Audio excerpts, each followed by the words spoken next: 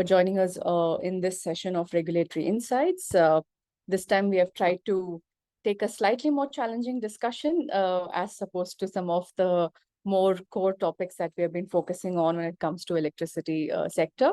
So today's topic is more on decentralized governance and its essential role, particularly in India's energy transition pathways as we chart forward. So the debate today is sort of set up with multiple speakers. We have Mr. Pujari, who will speak to us more about what's the current state of play in India in terms of centralized and decentralized coordination. Where do we see some of these the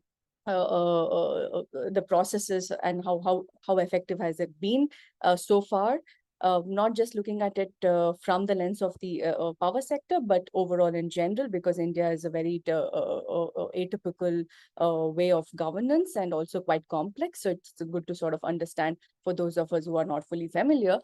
Then we have Mr. R.P. Singh, who will focus a little bit on what are the challenges and where are the needs for us to sort of improve in terms of improving this coordination between central and decentralized governance structures that we have. How much of decentralization should we also look at? What are the sort of pros and cons of realizing that in the Indian setup is something that we would listen to from Mr. Singh. And then we have Mr. Ashwini Swain, who will give us a bit more on the possible changes, or I wouldn't go as far as solutions. I think that's for us to collectively discover. But what would be the possible changes, and in order to realize this efficiency that we would need, and what are some of the examples that we can draw upon? Maybe other sectors of the country have gotten certain things right. So how can we take that and bring it to the energy sector at large? And of course, drawing a lot more examples from the power sector. So I also encourage the audience to sort of put your questions in the Q&A chat, where we'll take it up towards the end of the debate. Joining you will also be Mr. I.A. Khan, who will try and challenge the speakers on whether or not this entire centralized versus decentralized is even a debate in the Indian context. So with that, I would like to hand the floor to Mr. Pujari. And Mr. Pujari, you will be setting the scene. So just for us to recap, and for the audience, we have some important questions that we have lined up for you, particularly what's the significance of the decentralized governance? I don't think so it's a question of yes or no, but rather how important is it for us to realize our energy transition pathways? What is the current state of play in India? Where do you see how do you see the governance structure different or similar when it comes to administrative, regulatory, and also economic vectors? And particularly, how does all of this tie in to the energy sector, and what should we be cognizant about? So with that, the floor is yours, Mr. Pujari. Thank you, Sweta, and good evening or good afternoon to all and my colleagues on the panel. It's a quite an interesting topic, and also extremely relevant for a country like India. As we all are aware, India has a federal setup, and with authority and the responsibilities clearly demarcated between the center and the state government. So when the issue that we are talking about, centralized governance versus decentralized governance, has to be seen in this context. Also, when we talk about energy, we refer to oil and natural gas, coal, and electricity. Now, in India, oil and natural gas and coal sectors are with the government of India, that is with central government, with state government having limited or virtually no role as far as their governance are concerned. So therefore, in the context of decentralization in the energy transitions, right now, as the things stand, the issue is not so much relevant for oil and gas and coal sector.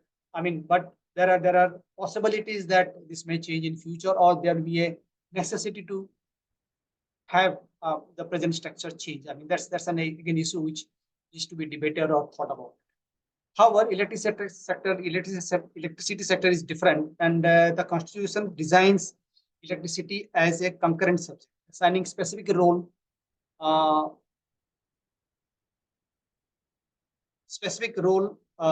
to both the central government and the state government through a legislative framework. So for all generation, transmission, and distribution. So this framework has been laid out in the Indian Constitution, and the structure is such that it basically leads to an interplay of national priorities and local initiative within that framework that has been given. Now, in this context, what is happening internationally and both domestically is that there is a falling technology cost and innovation opportunities, and electricity generation in particular is moving away from largely predominant centralized model, in the sense that due to the falling prices of renewable solar, wind, the traditional centralized generation, which was basically predominantly coal based, thermal based, that is getting changed, and it is getting more and more moving towards more and more decentralized generation. So a decentralized asset proliferation, and many consumers are also shifting to coming prosumers because of the emphasis on the rooftop and so the decentralized generation. So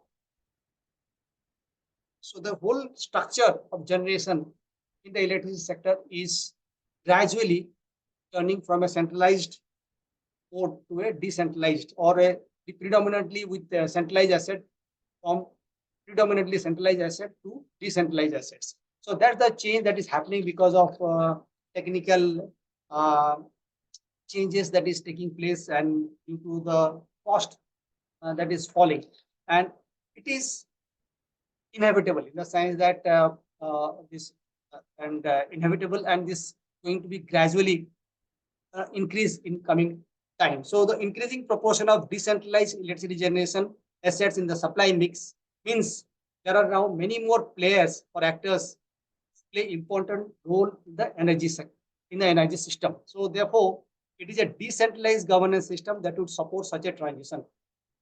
Just because the decentralized generation is becoming inevitable due to the technological change or due to the cost factors, my view is that it becomes now decentralized governance structure is becoming inevitable.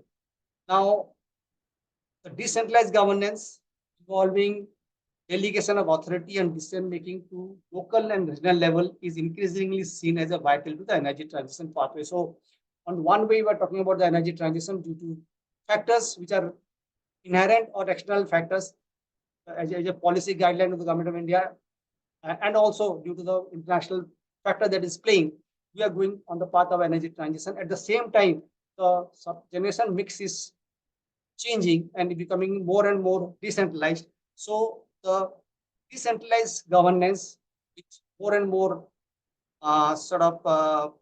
decision-making power to the local level, in my view, becomes a sort of a necessity to facilitate and or go on this path. So, having said that, what I think is decentralized governance can be structured in many ways. However, all iteration involve a rescaling of governing activities to address the increasing in both the number of actors or players, that's one, and the overall system complexity. So two things happening. The number of players are increasing in the system, and also the complexity is increasing because there are interplay between the players.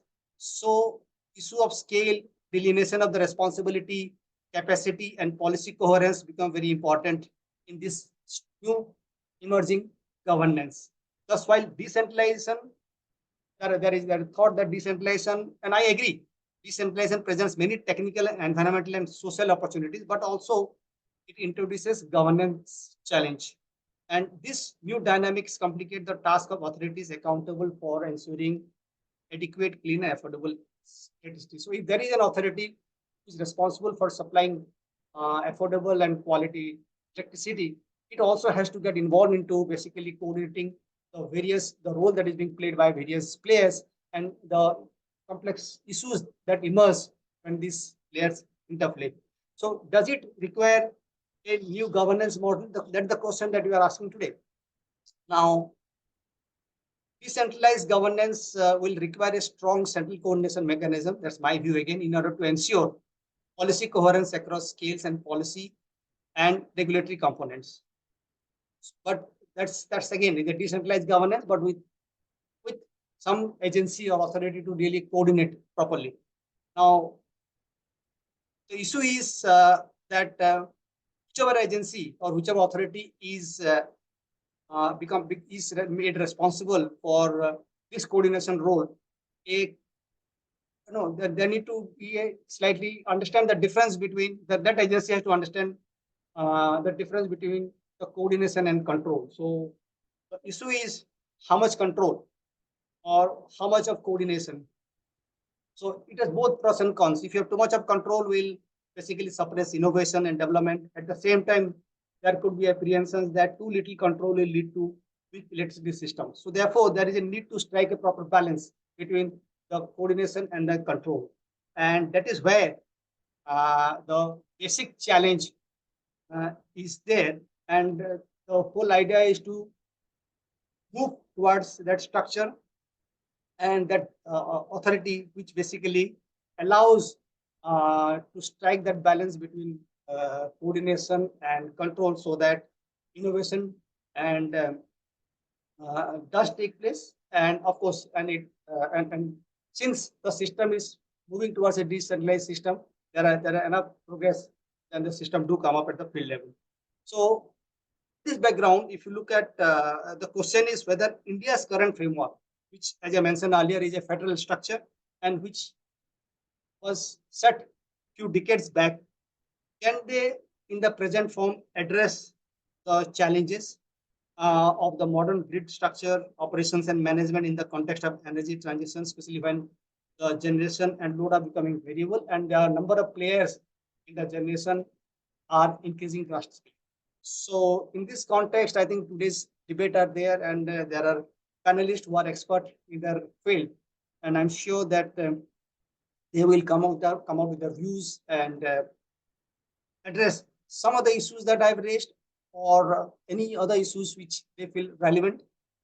But this particular issue which we are debating today is relevant, and it is an opportunity to look at the present structure and see whether any sort of modification to whatever degree is required, or the present structure, the way it stands today, can address the challenges that we are facing. Thank you. Thank you, Mr. Pujari, for setting the scene. And I think I really do echo with what you said. There's a multitude of stakeholders coming in, so we need better coordination and not necessarily control. And I think that that's a key message coming out. And so now I'll transition to Mr. R.P. Singh. I think the questions for you are more on what are the barriers in helping realize this decentralized governance, particularly we do see that a lot of processes do exist on paper, but how do we sort of take it and make it more effective in terms of practice? A case in point being, we do have something as granular as even district energy committees that are set up, where we do see different stakeholders ideally reporting to the lead to the leadership there, and then that could report then back to the central agencies. So we do have a lot of these different processes in paper, but somehow it's all lost in translation. So where do you see are the opportunities for this to improve? And also, if you could throw some light on who should be these new stakeholders that we need to be cognizant about, particularly with more innovative technologies like EVs coming in and more of DERs coming in. It's no more about the business as usual players from the power sector. We see a whole new host of people coming in and interacting with the sector. So twofold questions to you on the governance. Where do we see the barriers and what could be improved, and how do you see it particularly with regards to the energy sector? Thank you, Sweta, for this opportunity. Mr. Pujari has very eloquently, given the framework which is existing today for the decentralized governance of energy, especially the secondary one, that is the electricity. And yes, there is a adequate provision in the constitution, and besides that, there is also a provision in the legislative framework, the Electricity Act. although the Electricity Act was framed long back, more than 2 decades ago, when we had a very limited system of base load plants and few variable loads, etc. But now it has totally changed, and now we have got flexibility on both sides, the generation and the distribution. And as we mentioned, the large number of distributed energy resources as well as DREs, etc., are getting added into the system. And for the transition purposes, it is considered that for decarbonization, the essential conditions are that we must have decentralization and digitalization. Digitalization, because the large number of assets which are added to the grid cannot be, managed efficiently through the existing system. So that's why digitalization has become very, very essential. And if we come back to the Electricity Act, there are definitely some provisions which provide for a governance framework for the decentralization. Especially, we hardly talk about it. There is a section 13 which exempts the bodies like Panchayati Raj institutions, the user associations, or the cooperative societies from any sort of licensing. So they have these powers, but unfortunately, those have not been converted into regulations by the regulators, and primarily the state regulators, because these are the functions of the state where they have to provide opportunities to these societies and others to set up their own, because standards they have to maintain in any case. These standards are set up by the appropriate authority for the states like SCRCs, and for the central, if you are connecting to grid, then the CEA and the CRC. CEA gives you the technical standards, and the CRC gives you the code, etc. So we have to take benefit of this section 13 provision to further the cause of decentralization. Having said that, it is also true that uh, uh, there is a tendency to centralize the things, and when the regulations or the regulators, they did not work as they were required to, the central government has started encroaching upon their jurisdiction, and as a result you'll find that plenty of rules have come in the last few years which have centralized the things.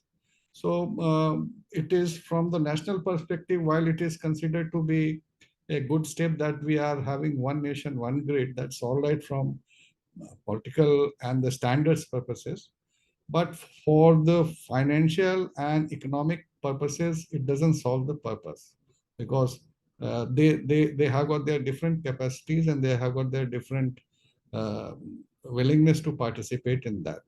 So the rules which have been recently framed, some of the example I'll give you, that green energy open access rule has been framed. Nothing against it, but it is a step of centralization, because it was a function left to the SCRCs, which has been now usurped by the central government through rule. Similarly, there are many other examples, but I'll not go in that.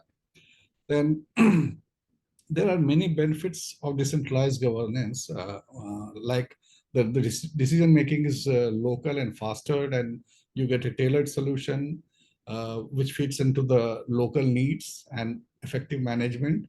I'll tell you about 35 years back, when I was working in the field in Lucknow as district magistrate. We used to have cooperative electric supply cooperative which was supplying electricity to rural areas, and they were making profit. But over the period, somehow that system was dispensed with when the new act came and all those things happened. So we had some history of decentralization. Then another benefit is improved accountability and direct oversight of the things which are decisions.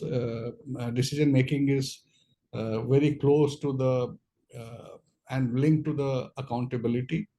And then there is enhanced community engagement, public participation is there. the resource optimization is much better. For example, I'll tell you, there is nothing against setting up large power plant to take advantage of the economy of scales. But unfortunately, if you don't do it in economic way, then there is a double whammy. What is happening is most of the power plants, especially the thermal, etc., they, except for few, most of them have been set up not now, which are neither near the coal pit head nor near the load center. So what happens? The coal is transported through road or rail to the generating station, and then electricity is generated. Then it is transmitted through the transmission system. So you are making the expenditure on supplying energy twice. However, if you have decentralized system like rooftop solar PV, etc., the load center as well as the generation both are at the same premises. So you don't need any transmission or distribution asset for that. You can straight away consume whatever you are generating. Then also it also provides you a lot of opportunity for innovation and flexibility with new technologies. Like we tried this peer-to-peer energy transaction between the rooftop solar generation in UP, etc., etc. So those type of innovative things you can do when you have a decentralized system. And the economic benefits are also there. You can have much more job creation if you have a decentralized system. Take, for example, while the PM Muft Surya Ghar Yojana for rooftop solar is centrally funded, but it is to be installed at decentralized level.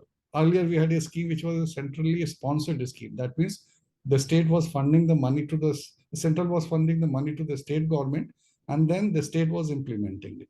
Now the role has changed. Now it has become a central sector scheme. That means funding and every control will be done by the central government. So how this is to be arranged or linked or reworked out so that it is implemented and gives a job opportunity to the local people is also what we need to deeply examine. So if you have a decentralized system, obviously the local investments also will come up. And there are many examples of what we can think in terms of decentralized initiative besides community energy project, which has already been happening in the past. The mini and micro grids can be set up as a decentralized system. Decentralized renewable energy system, a small scale installation at the rooftop, etc. And the regulatory framework which is existing is like a feed-in tariff or net metering. And cooperatives can always be there. Then the demand response, the new and upcoming areas could be demand response and demand aggregation. Smart grid necessarily because you need to have digitalization. Peer-to-peer energy transaction is there, and one more area which is still talked about is virtual power plants, because that is also what can be done under the decentralized system. So these are the things which perhaps would give impetus to decentralization in energy sector for energy transaction. However, there are challenges which are there, which needs to be addressed. Coming to the challenges, first of all, is that there is a complex regulatory framework whenever their subject matters are to be new or new matter is to be taken up. There is a confusion, who will decide what, etc., etc. So, like for example, EV, whether EV is a load or is a source, or who will decide. Central government is coming with all sort of guidelines on that. So once the central government comes, then what happens that the states, they feel their space is overtaken by the central government. So that is one issue. Then there are lack of regulations, like we don't have any regulations on issue like demand response or demand aggregation or virtual power plant or except for few states do have, like for example, we do have some regulation or guideline for microgrids or peer-to-peer energy transaction, but most of the states, they don't have. Then permission, although generation is delicensed one, but then taking permission for other things, like for example, even if you are setting up captive plant, etc., there are a lot of other permissions which are required to be taken. So they are time consuming and there is complicated process. And standardization of new things have to be developed. The biggest challenge, single one which is hindering the decentralization, is fiscal constraint. Fiscal constraint, why I'm saying, is because most of these bodies like Panchayati Raj institutions or user association or cooperatives, etc., they are funded by the participants, which are not, rich enough to fund a good amount of money to set up or create new assets. So they need to be provided with financial assistance. Unfortunately, if you see the fiscal federalism in our country, the devolution is very, very skewed in favor of the central government. The states, they have more than 65% of the function, but they can levy taxes on only 35% of the things.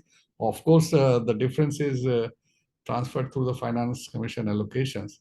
And Panchayati Raj institution, that is village panchayats or local bodies, etc., etc., they are the most poor and totally dependent upon the assistance from the central government, which is insignificant. So this constraint, unless until we either give them the authority to levy something and then do the things, it is not going to uh, increase. Another issue related to decentralization could be policy uncertainty, because policy matters changes with change in the government from time to time. So there needs to be some sort of consistency, and capacity and skill gap of the decentralized uh, personnel who are to be used is huge and very, very high. In fact, this, again coming back to the example of PM Surya Ghar Muft Bijli Yojana, 1 crore households are to be installed. While the suppliers of the module suppliers are jumping, that they are going to get huge orders, and the prices have already increased. But very sadly, there is hardly any manpower available who will look after or maintain the assets which are created. So they are going to be a major pain in the coming years. Although the progress is still insignificant, there is hardly any disbursement on the scheme, though uh, uh, installations have already taken place. And then again, there is a coordination challenge between the central and the state and the local authorities, how to coordinate.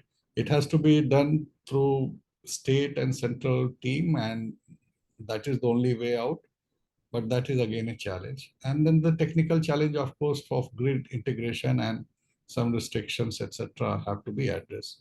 So this is, in summary, we can say that decentralized governance can be of great help in improving the efficiency of the Indian power system decarbonization by promoting localized solutions. However, the challenges have to be addressed relating to the capacity building and financial support for its implementation. So this is my view, and I think I have tried to address whatever I could do. Thank you.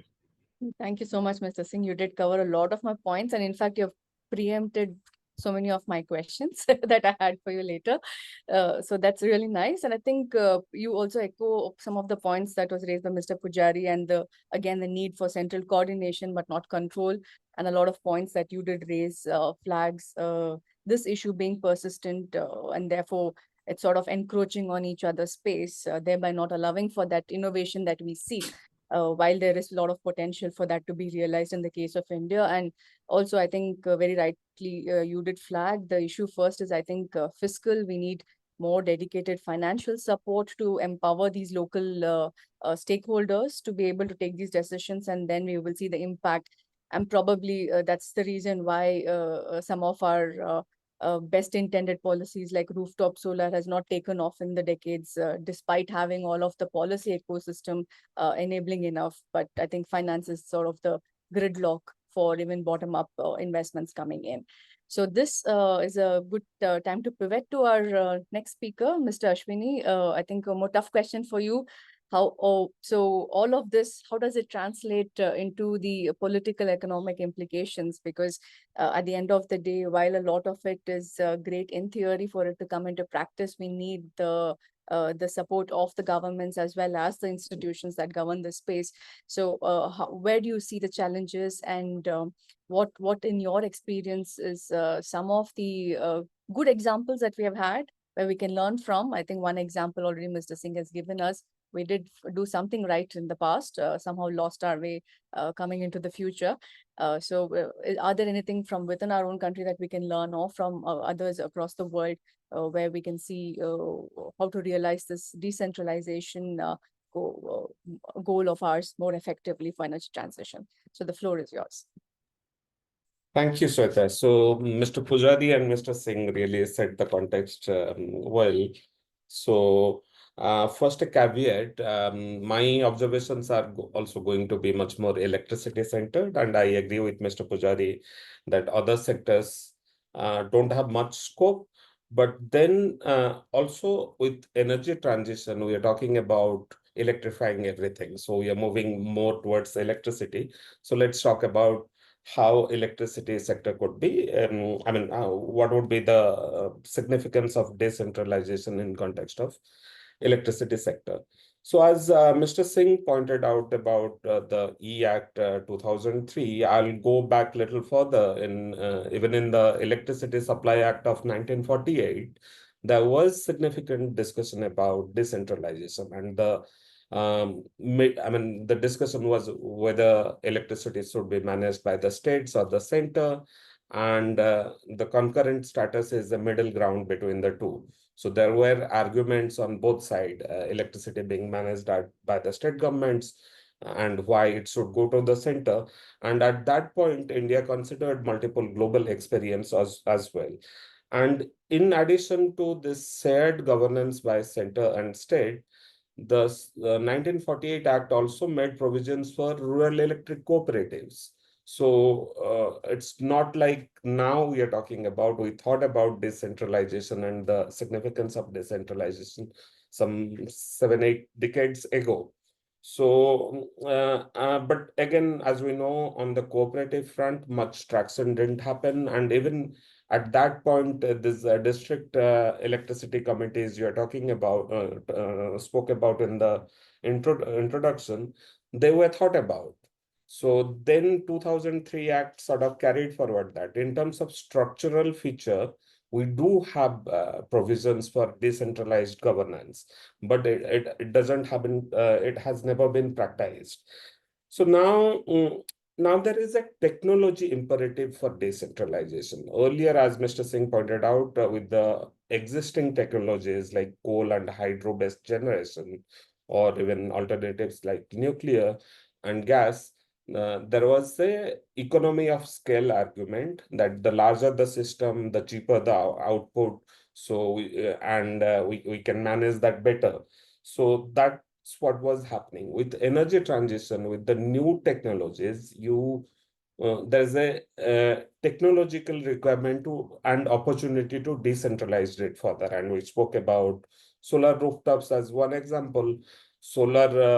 Solarization of agriculture is another opportunity. Even battery storage, EVs, all the technologies that is coming, they can happen at different scale. And the scale of economy still applies, within the renewable energy technology also, but the gap is much more reduced now.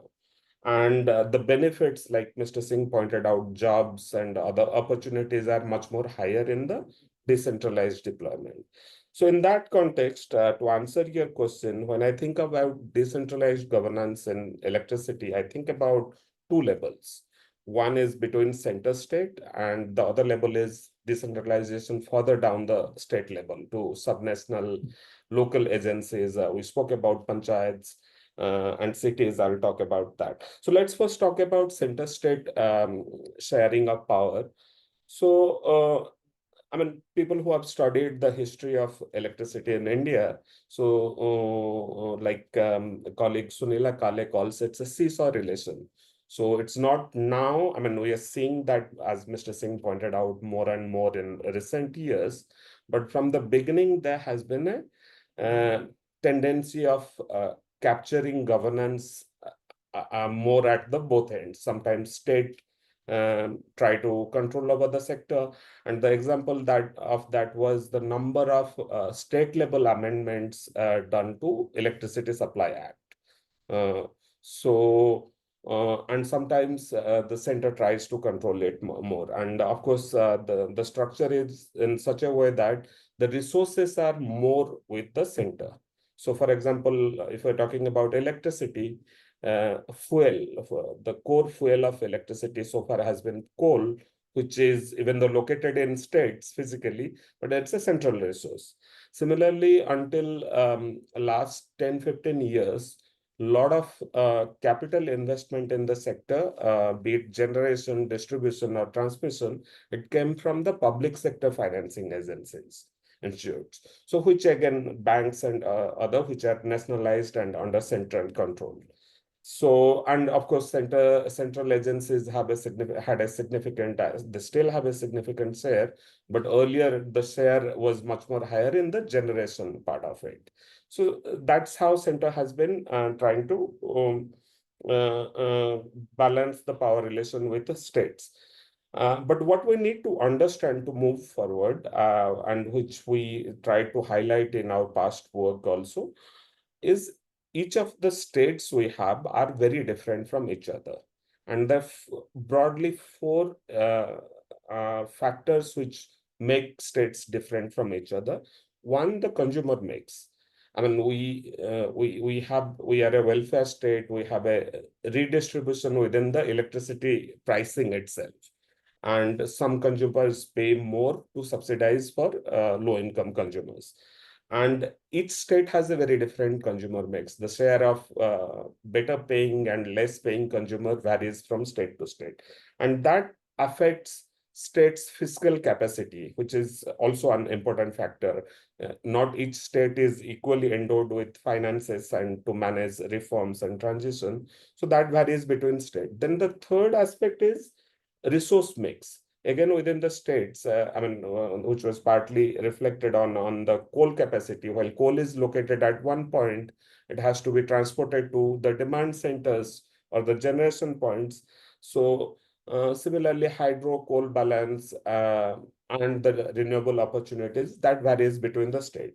And finally, the state capacity, as in the public institutions and the government, how capable are they to bring in changes and make modifications. And one of the topic which has been under discussion, I mean, I'm sorry to put that in front of three regulators, which is the capacity of regulatory institutions itself. So these four factors make each state unique in their own sense. And the outcome is quality of supply and service also varies between state to state, reliability of supply service, and also economic and operational efficiency varies between state to state. So if we look at one of the big questions under electricity, is the financial performance of DISCOMs and the huge accumulated losses at the distribution level. And but if you look at detail, it's only 5 states which account for 3/4 of the problem. So I'm trying to establish how states are varying here. So similarly, if you look at the clean energy side, about 6 states account for 60% of India's RE capacity. So while there is so much variation between the states, our policies, and particularly now that more and more state policies are being designed at the central level, they don't recognize that. So two good examples of that is one is our renewable purchase obligations. While we know that state capacity varies, central mandate is to have a uniform RPO for each state. Similarly, you look at the centrally sponsored schemes for distribution reforms. So they can have uniform targets and uniform sort of focus for reform, while the way forward should be recognizing the difference between the states and tailoring these interventions tuned towards states' capacity and opportunity for reforms and transition. And how do we make specific policy? So if 5 states are accounting for 75% of the losses, then our intervention towards loss reforms should be much more targeted for those states. What kind of capacity required, what kind of intervention required. And again, the approach has been, here are a menu of options and you go ahead and do this. Interestingly, the recent distribution reform scheme, which we know as reform RDSS, so that basically talks about context-specific reform plans, but it's constrained with a menu of options. So that is between the center and state. So the key way forward is recognizing each state is different, and we need to have a state-specific plan. And India's energy transition may be a single objective, but we'll have multiple pathways to that objective, which will be led by each state. And that's the important aspect for center-state devolution and power sharing. So if we go further down below the state, so while states do complain about centralization, but they also don't like to decentralize further. I mean, not so much in case of electricity, but in general schemes. Unfortunately, even though we have these legislative provisions for decentralized models, we don't have a systematic system for that decentralization. But it now becomes much more important in the current context, because cities, I mean, let's take example of cities. We discussed about panchayats, but cities which have been a demand center for electricity are now going to change significantly with solar rooftop and EV integration. So now they can be a contributor to the energy system, as Mr. Singh pointed out. EVs could be an energy storage option also. So, and a lot of this infrastructure will be managed by city administration. So is our governance structure tuned to that change? Is the system ready for it? Think about Indian cities where we live. So we have a same 4-story building. Let's say I live in Delhi. We have a same 4-story building. The next building, which is again 4-story, but at 10 feet height, which is not conducive for solar rooftop. So it's the city administration who has to manage that, even the charging infrastructure. So we need to recognize that. And we need to bring in these players, city administration, panchayats, which has a lot more understanding of the ecosystem, even block administrations, to the conversation now and build their capacity. I'm not saying these institutions are ready for it. We need to build their capacity. So what is happening right now? We are seeing now city climate action plans, which shows some energy aspirations there. But there is no legal or structural framework to support that. And the fiscal aspect has been already talked about. There's no financial resources available at this level. So I would say financial resources are important. Also, what is important is building capacity. So in terms of, to answer your last question, if I picked up everything correctly, what are the examples? India has a significant example of decentralized models, business models. We don't have a strong example of devolution of responsibilities and resources in the system. We do have decentralized models, be it cooperatives. Cooperative model has been tried once in a while. We had a franchisee model in the distribution, and there are multiple franchisee models tried. And in case of microgrid also, we have significant experience, and there are lessons to learn from there, and we don't have time to get into details. But what we don't have is a systematic devolution of responsibility in the system. That we need to bring in, that we need to think about what would it take to do that. And to enable that, we need to recognize there is capacity constraints and opportunities at different level. We need to understand that. And the last point I want to end it, it's not just with energy transition, with the shift from conventional energy to more green and clean electricity. It's also decentralization is necessary because there's a democratizing effect happening here. So we are no more the electricity sector was managed by the government until early 2000s largely. Then gradually we brought in private players, but until last 10 years or so, it was largely a handful of players who controlled everything. Now we not only have private participation because the role of large capital has reduced with modularity of clean energy. So more and more players are coming into the scene, starting from small business operators to households.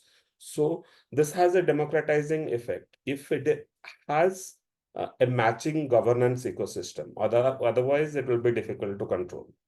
I'll stop with that. Thank you so much, Mr. Ashwini, for elaborating on the two levels of devolution that's required, both at the center state and against state going further down. And I think that's clearly becoming important, especially with mega cities that we have in India that are easily the population of certain countries from across the world. So I completely agree with you. The reason why certain urban policies have not kicked off is also because of the way probably the building sector does not talk to the power sector and so on. So we need both a top-down and a bottom-up sort of a consolidated view on what's affecting the local communities at large. And we need that sort of relay of information to pass up and down. So I think that's been really interesting observations from you. And I think overall, your key takeaway is that we do have a lot of process, but to bring into practice, we need to figure out how to be able to let go and devolve a little so that we can sort of realize some of these things on our wish list. Probably that's a whole debate in itself, how to make that happen. So probably that could be a follow-up discussion. But now I'll invite Mr. I.A. Khan to pose the questions to the speaker. Please do point out to which speaker you have the question, or if it's general, then you can just flag your question and any of them can take it up.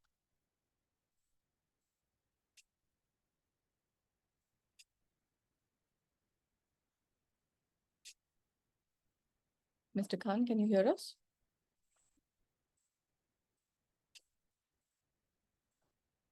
I think his internet is having some connection, but we have a question from Mr. Anshuman. I think Mr. Singh has already replied or is trying to reply, but Well, yes. I Yeah. have not. Yeah. Yes, the question for the benefit of others, I'll read out that. Do you agree that the central PSUs are at advantage as they are closer to the central agencies and ministries, which puts the state utilities on the back foot? Does it make the state utilities less equipped to face the transition, be it planning capacity or financial resources?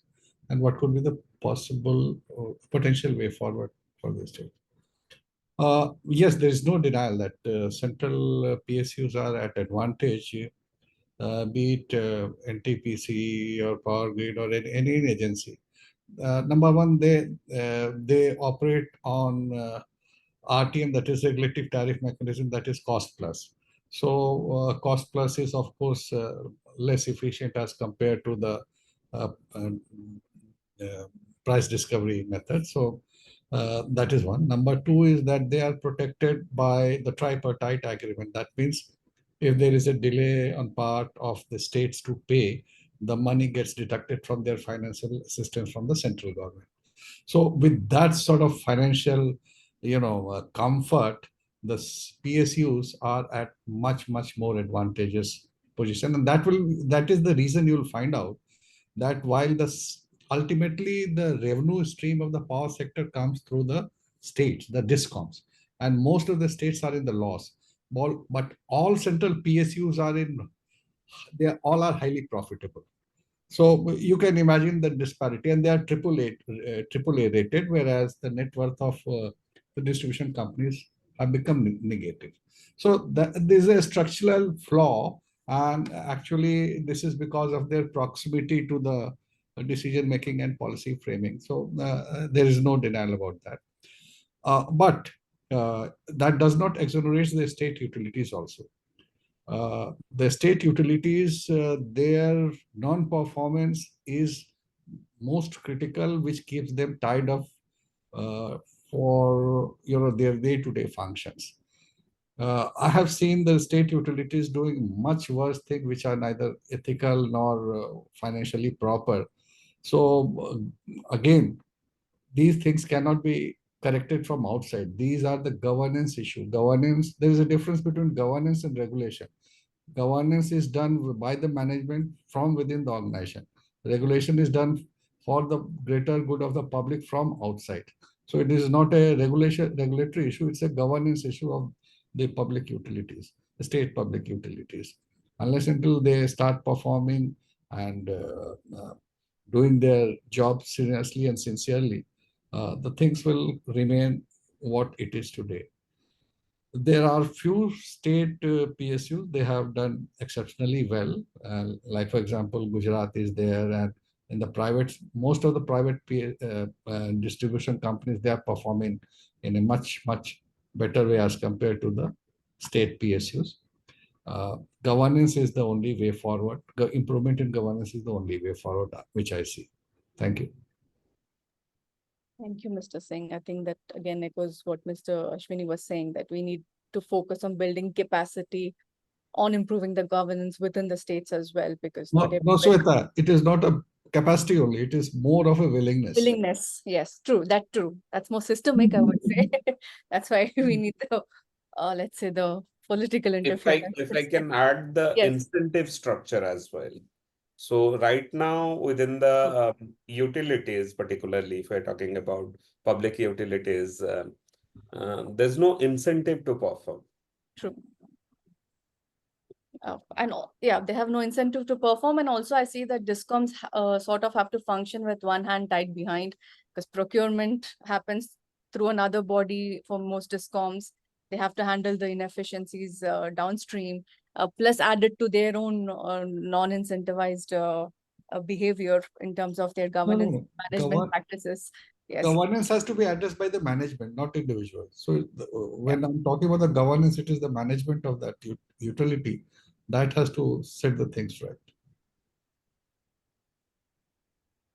So if I were to ask the speakers, what would sort of get the ball rolling in improving the governance process, because it's not a regulatory issue, that's been clearly flagged by you, Mr. Singh. So what would be that incentive or a carrot that would help people start moving in that direction? Otherwise, all of this economic growth engine ambition that we have will be crippled if the energy or the power sector sort of falls flat in the years to come. So what would be, in your opinion, the course correction that we need to do? Okay, you pushed me to my comfort area. Thank you. Good governance is the key for any reform. When we talk about the good governance, it has got 8 elements. First is transparency, then the rule of law, then there is effectiveness, then equity has to be there, then consensus building the decision-making process, and then adaptability and participatory. So basically, when we follow all these principles together in the running any organization, you'll find that things will improve. And things will improve in a way that the results and the outcome will be better. For example, if you mentioned about the procurement, we know for sure that the transformers which are procured are of substandard quality in most of the distribution companies. Why it is happening? Because A, there is no proper quality control. B, they do not keep the inventory register or the stock register properly, that which transformer has gone bad in how many days, etc. It's not ledgerized or monitored in a effective way. So these are the small things which are then of course revenue collection is there. Then accounting is another. How you prepare your annual accounts and how you correlate it with your energy account is another thing. You know what happens? Government came up with the diktat, central and the state both, reduce AT&C losses. Now there was pressure. The central government said that if unless until you reduce AT&C losses, you will not get access to the funds. So what did they do? They reduced the AT&C losses on the annual accounts purpose. How, and it is not happening actually. How do they do it? They, whatever electricity is pilfered or theft or whatever, it is shown as an outstanding bill against some fictitious consumer. So it becomes recovery receivables in the your accounts, but there is no one to pay for that, and that receivable is used to borrow money from the banks. So these are there. This is one of the mishandlings or misgovernance which happens, and then corruption again, another thing, or not meeting the standards of supply quality. So everything has to be done. Few states or the private sector, because as you rightly mentioned, there is no reward or punishment framework in the state public sector undertakings. So that's why these things do not get controlled very easily. But in the private sector, there is an incentive framework. There is also a punishment structure for non-performance. So they are able to do in a much better way. Thank you, Mr. Singh. Yes, a sense of ownership is important. I think private sector brings that, putting their money in, so they're more accountable in that regard. Mr. Khan, I see that your internet connection is back. Or do you have some questions for our speakers? Yeah. The question is to Mr. Pujari. The Indian agriculture, the share of agriculture is around 19% in the GDP. So to facilitate the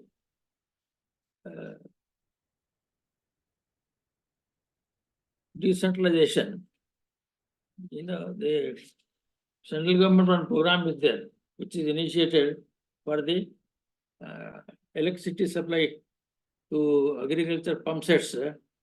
Program is Kusum. Okay, so I just want to ask Pujari Saab, what is the progress of that Kusum, and then what are the issues of implementing the Kusum and the state governance structure? I think you will be in a better position to answer this question. Please go ahead. No, PM Kusum Yojana had some structural flaws. Actually, it was launched in 2018-19. It has got three components, A, B, and C. So one is the feeder wise, you install the solar panels and the substation, and then from that you supply to the farmers. Then was at the field level, etc., etc. Unfortunately, there is a land which is required for installation of these solar power plants. And at substation level, most of the distribution companies, they do not have land or money to get the land. Even at the farmers level, for farmer, there is hardly any incentive. They say why we should have when we are getting electricity free of cost. So why we take up this panel and incur our financial commitment. Plus the scheme is also not designed keeping in view the local requirement and aspiration. That's why it has not uh, been very, very successful, at least in most of the states. Few states have done something, but in most of the state, it has not taken off. And another thing is implementation of or installation and commissioning is not very attractive for the agencies, because the panels have to be carried to the distant field and then installed, etc., etc. So these are the some of the issues. But main is the farmers are reluctant. They said we are in any case getting free power. Why I should bother about that? The alternative, I just have to respond to that. See if I mean, and some states have tried that. Basically, if you have segregated the agriculture feeder and the rural feeder, you basically solarize the agriculture feeder or try to shift the load to the daytime. I think Karnataka has done it. Many other states have done. So you have decentralized large-scale solar generation, localized, not on individual farmers' field. But if that is possible, then either you solarize the feeder, segregate it rural and agriculture feeder, solarize the agriculture feeder, or also you can shift the load to the daytime. I mean, so there's a reduction. But I agree with you have to look at the choice whether you go for the Kusum, which basically again very, very decentralized on each farmer's field. You'll have a solar panel, or you do it localized in a centralized way, sort of decentralized, centralized way, central place, and then you can solarize some of the fields. I mean, that also states have tried, and that probably has even better results. That's my understanding. Correct.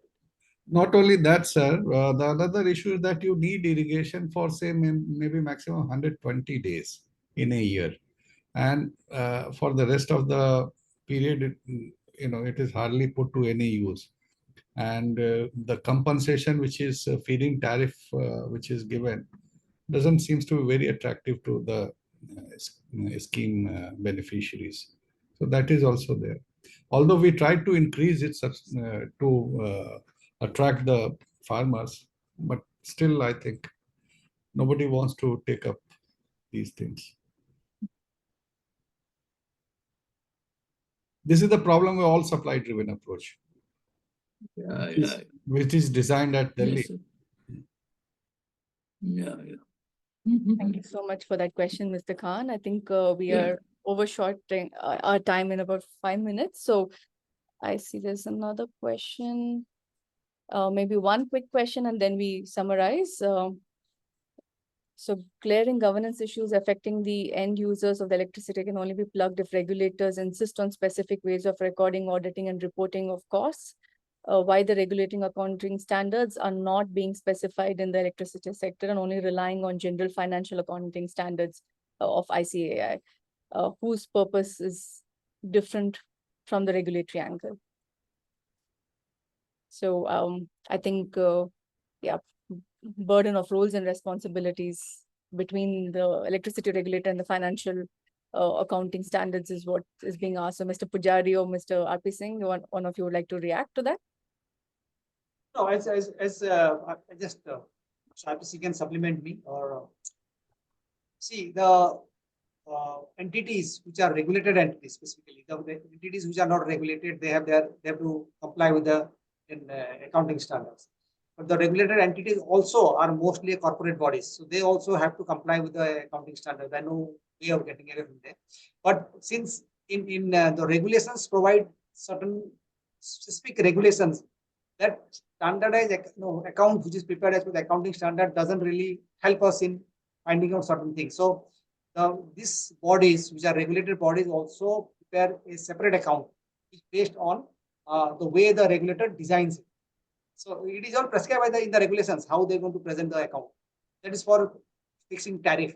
But the standard accounting standard, they have to comply with every entity, legal entity, which is a company, have to comply with the standard accounting, accounting standards. They do it.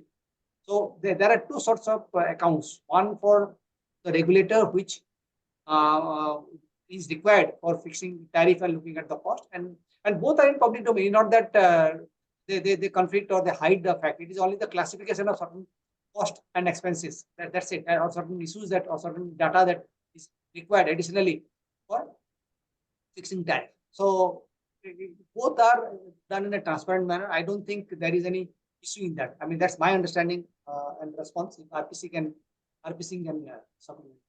No, sir, you are perfectly right, but I'll make a final distinction here.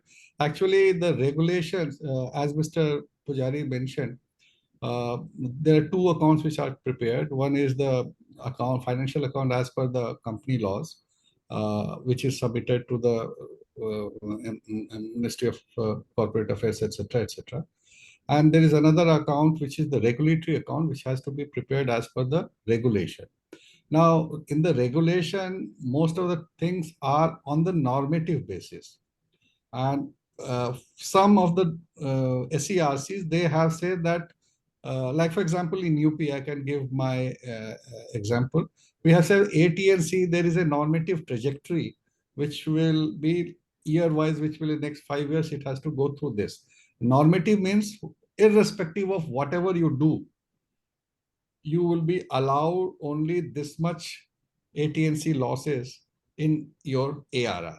So, but unfortunately, some of the states, they allow, actual one based on the financial.